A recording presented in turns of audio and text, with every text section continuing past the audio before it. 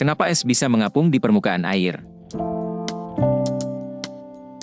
Kids, es adalah suatu bentuk padat air yang terbentuk ketika suhu air turun di bawah titik beku.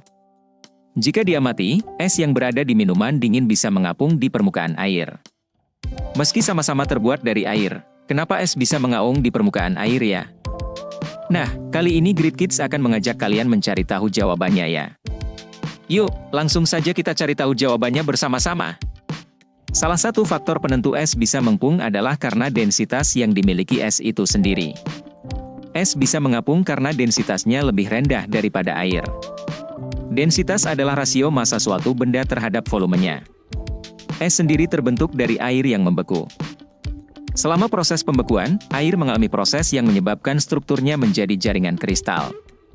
Ketika es terbentuk, jaringan kristal ini memberikan struktur yang lebih luas dan berongga dibandingkan dengan air cair. Meskipun massa es tetap sama dengan massa air yang membekunya, volumenya menjadi lebih besar.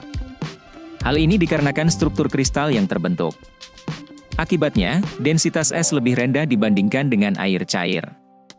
Hukum fisika sendiri juga mendukung alasan kenapa es bisa mengapung di air.